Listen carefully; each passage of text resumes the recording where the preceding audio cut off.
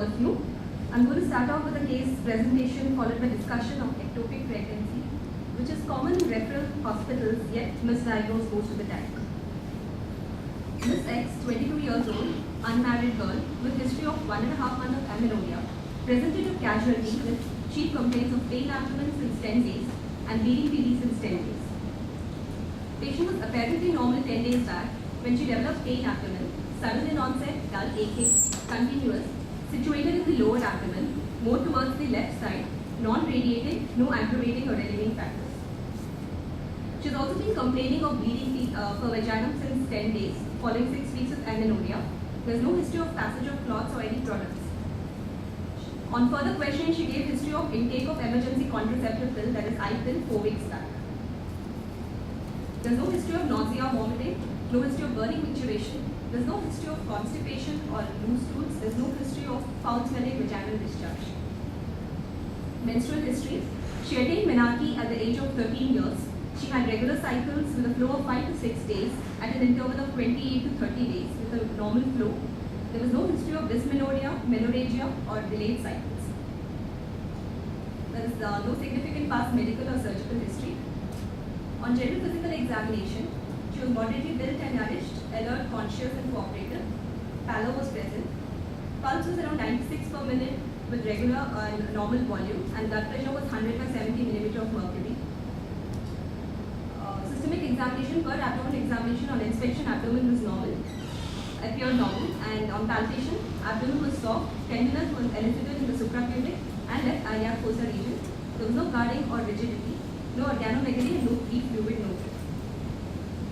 Dental PD examination was done, which revealed uterus was bulky, anteverted, cervical organ was fluid, there was cervical motion tenderness, bilateral phoneal tenderness and pouch of Douglas tenderness were elicited, bleeding PD was present. With this history and examination findings, following things were kept in mind: ectopic pregnancy, abortion, either incomplete or threatened abortion, ovarian cyst, that is torsion of ovarian cyst, polycystic ovarian syndrome, pelvic inflammatory disease, appendicitis, diverticulitis. Urine pregnancy test was done, which was positive. Ultrasound was done, which revealed. इसका पहले तुम bake करके उसको points in favour, points in against बताओ, जितना differential diagnosis किया उसका clinical history का ऊपर में। ठीक, चल। Ultrasound revealed a normal-sized anteverted uterus with no myometrial lesion, with thin non-specific endometrium. There was normal right ovary and left ovary. Inferomedial and adjacent to left ovary, there was a complex mass with 3 cm sac-like structure. Slightly echogenic free fluid around 250 cc was located in the pouch of Douglas. Impression of the ultrasound was left adnexal mass, highly suggestive of an ectopic gestation, probably tubal with small leak or rupture. Complete hemogram was done, which revealed hemoglobin of 8 gram per cent. All the other blood parameters were within normal limits. Patient was kept under observation for a day, but then her pulse, due to her increase in pulse rate and falling blood pressure with the hemogram coming to around, hemoglobin coming to 7 gram per cent, decision for emergency laparotomy was taken, considering her progressive hemodynamic instability and probable diagnosis of ruptured ectopic gestation. Intraoperative findings on the abdomen is open with a transverse incision. Hemoperitoneum was noted with approximately 500 cc of blood and plus blood clots. The left fallopian tube was dilated from the ampullary end to the femoral area. There was no point of rupture noted. Bleeding was present from the femoral end too. Left ovary appeared normal. The right ovary and fallopian tube were normal. Uterus was small, pink and smooth serosal surface. Intraoperative diagnosis of tubal abortion was done, and hence the procedure of left salpingectomy was done.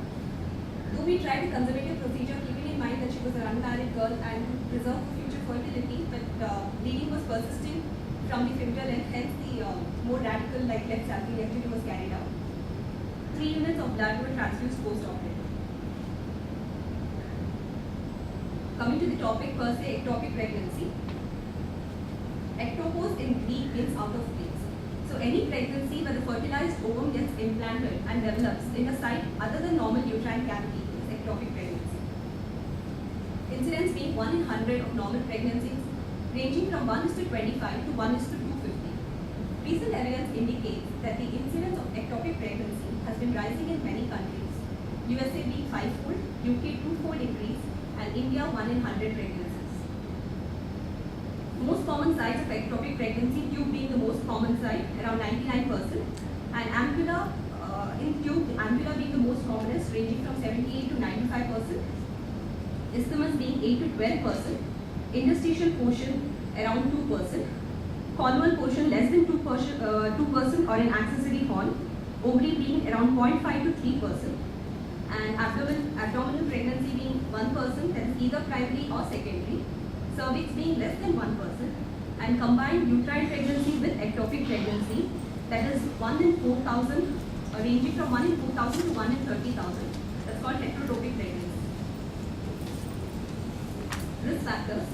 Any factor that causes delayed transport of the fertilized ovum through the fallopian tube favors implantation in the tubal mucosa itself, thus giving rise to a tubal ectopic pregnancy. Either congenital factors or acquired factors. Congenital factors being tubal hypoplasia, tubal tortuosity, congenital diverticuli, accessory ostia, and partial stenosis.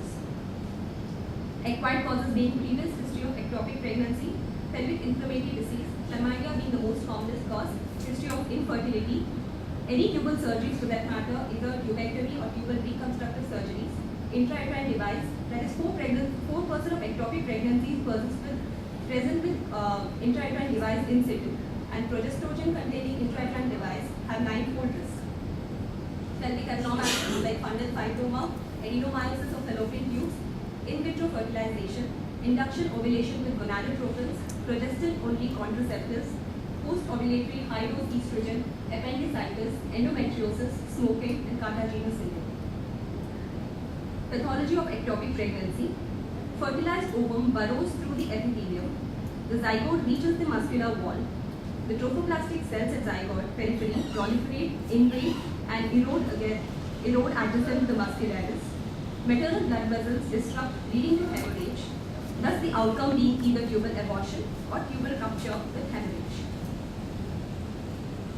Under hormonal effect of the ectopic pregnancy, the endometrium hypertrophies and gets converted into residua and thus sheds. This is known as Aria-Stella reaction. Tubal pregnancy. Tube being the most commonest site of ectopic pregnancy, around 99%, and the ampulla is the most commonest location in the tube, being 70 to 90% on an average. Clinical course. Unruptured ectopic, that is progressive ectopic, and they usually present without any specific signs. Tubal abortion, they usually present with very minimal signs.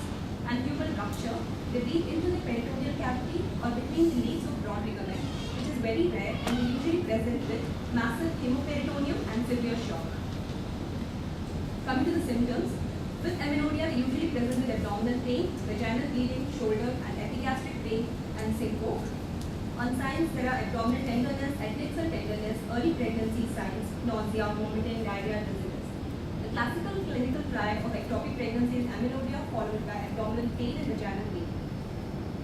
Other signs being tachycardia, low-grade fever, hyperactive bubble sounds, cervical motion tenderness, enlarged uterus, tender pelvic or adnexal mass, cul-de-sac fullness, and residual thrust. Signs that are suggestive of ruptured ectopic pregnancy.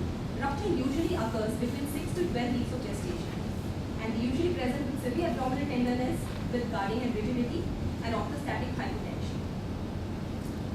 And usually ectopic pregnancy is confused with the following, that is appendicitis, threatened abortion, ruptured ovarian cyst or torsion of the ovarian cyst, pelvic inflammatory disease, salpingitis, endometritis, nephrolithiasis, and intrauterine pregnancy.